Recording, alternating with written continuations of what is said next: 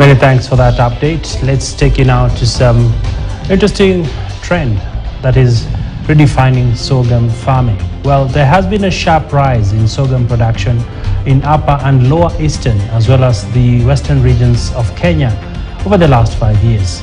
This has been attributed to its use as a raw material in the production of keg beer.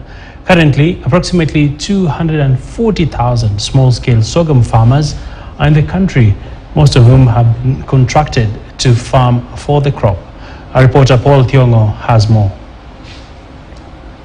A calm, warm morning greets us as the sun rises at the foot of Kiago Hills in Imenti South constituency, Meru County, where we meet Stella Muthe inspecting her sorghum crop. Stella is a contract farmer mobilized by the Kenya Breweries Limited to grow sorghum, a key raw material in the production of their keg senator beer.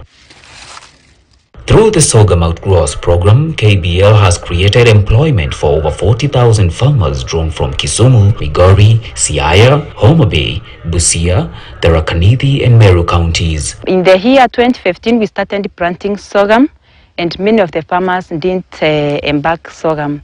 But as we continued planting, they saw that comparing with the other enterprises, sorghum was producing more than any other enterprise because the cost of production was low by then. Comparing to now, it was low. And you plant 4 kgs in an acre, and the optimum production is very high. And comparing with the maize, even when you are selling, the price of the sorghum was a bit higher than the maize. According to a recent research done by the Tegemeo Institute on behalf of KBL, the introduction of sorghum beer in the market has provided an opportunity to improve production and welfare for sorghum farmers countrywide. Prior to this, sorghum production has been declining due to a shrinking production area, which had a ripple effect on yields. However, the crop's production is now at an all-time high thanks to sorghum beer production, which has led to increased utilization of sorghum for industrial purposes. This shift provides a market opportunity to absorb large volumes of this produce at competitive prices. Jeremy Mwiti, also known as Mwikarientora, says he wouldn't be where he is were it not for sorghum. For example, kama mtu ana shamba kubwa, tunachukua kasi ya kupanda. Tunampandia eka 1, 2, 3, 4, 5, tunapata pesa. Tunatoka hapo, tunaenda kama ni wakati wa kupalilia.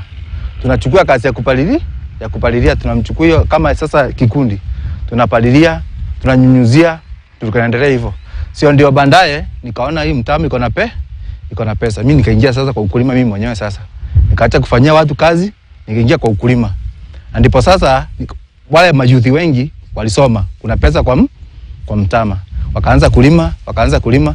That's why tunasema kama vile unasikianga kwa Biblia, ukioa unajitenga kutoka kwa wazazi wako na kutengeneza familia yako. Sasa sisi tuliacha kudepend kwa wazazi kama majuthi. Sababu tuko na pesa ya mtama. For Stella and Mwiti, being contractual farmers under KBL, the duo can plan their farming activities unlike others who are exploited by brokers. According to Peter Mala, KBL's Eastern Region representative, which covers Nakuru to Mombasa, they have 3 different contractual agreements: individual farmers, those in groups and aggregators. We would say the whole sorghum value chain is a public-private partnership. Is an understanding between the government and EABL, that EABL does its beer of sorghum essentially from locally grown sorghum. EABL is not allowed to import sorghum because the country has the capacity, has the land and has the farmers to supply it with sorghum. EABL guarantees the farmer a certain price that is fair compared relatively to other buyers and other crops. And that's where now the farmer becomes motivated. He realizes that and it is contracted. So the farmer is aware of the price and the volumes that they are supposed to apply before even land preparation.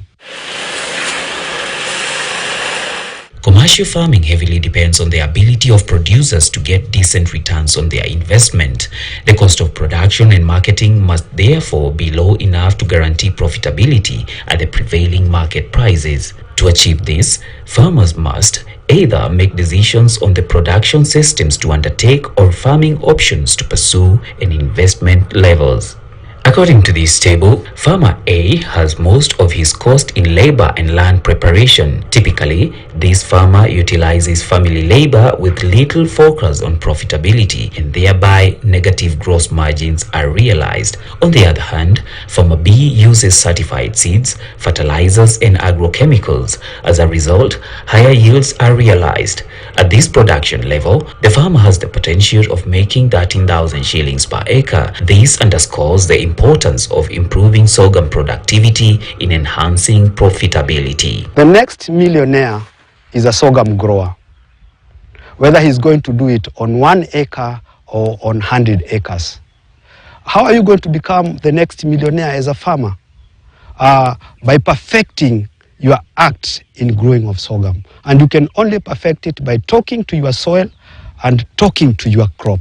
In spite of all the efforts geared towards improving production, farmers still face challenges in access to seed and fertilizer. There are also liquidity, awareness, and distribution constraints. To overcome these challenges, contract farming, which is an interlinked system, is gaining traction for commercial sorghum production. The output buyers provide inputs to farmers and get into contract to purchase the harvested crop. KBL, for instance, plays a critical role in the supply of high-quality seed for industrial sorghum production in partnership with local academic and research institutions to contracted farmers. For KTN News, I'm Paul Thiongo. Interesting indeed, the new wave of sorghum farming. Well, that's why we want to close it here on Business Today. Many thanks for your valid company throughout the week. Have a productive weekend ahead and keep warm. Coming up next, we have Mbiu, your KTN.